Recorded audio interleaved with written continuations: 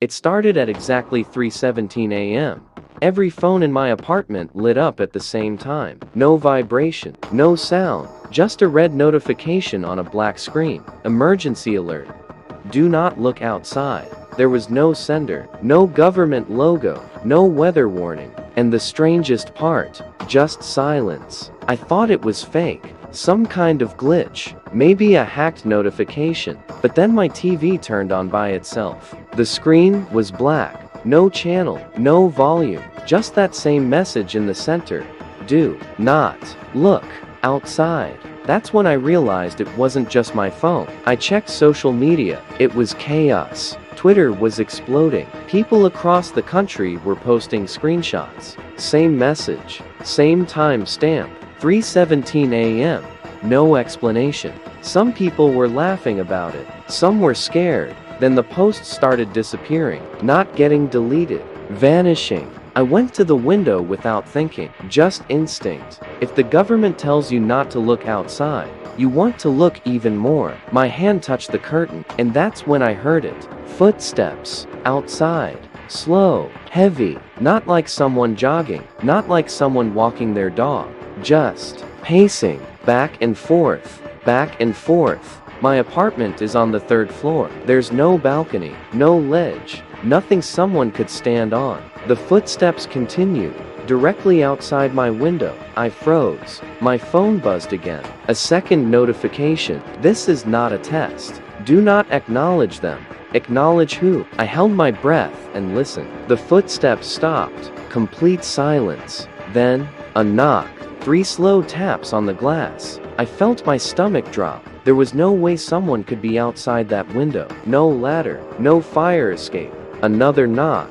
This time harder. My neighbor upstairs started screaming. Not a confused scream, a terrified one. It cut off mid-sound, like someone hit mute on the world. My phone buzzed again. If you have already looked outside, stay where you are. I hadn't looked yet, but now couldn't stop thinking about it. What happens if you look? Curiosity is a dangerous thing. Another knock. Louder, more impatient. Then something dragged across the glass. Slowly, like fingernails. I stepped back from the window. Across the street, every house was dark.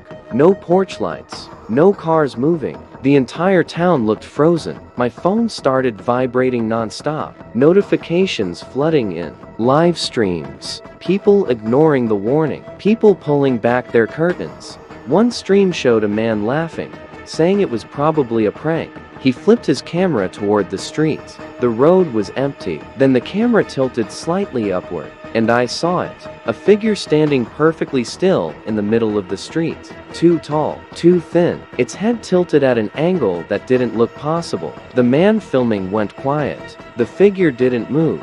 It didn't blink. It didn't breathe. It just stood there. The livestream cut to black. Not ended, just black. Comments were flying in. It's behind you. Don't turn around. It moved. Then his account disappeared. Every trace. Gone. Another alert came through. Do not make eye contact. My heart was pounding so hard I could hear it in my ears. Outside my window, the silhouette shifted. I could see it now through the curtain. A shadow darker than the night itself. Too tall to be a person. Its outline bent slightly, like it was trying to match the shape of something human. Then I heard my name, whispered, right outside the glass. Perfectly clear, not distorted, not demonic, just calm, like someone who knew me. I never told anyone my full name online, but it said it, slowly, carefully. I backed away from the window until I hit the wall. My TV flickered again. The screen showed security footage. My apartment building from outside. There it was, standing on nothing, 3 stories above the ground, right in front of my window. Its face was blurred, not hidden, blurred, like reality itself didn't want to render it properly. Another alert. They imitate.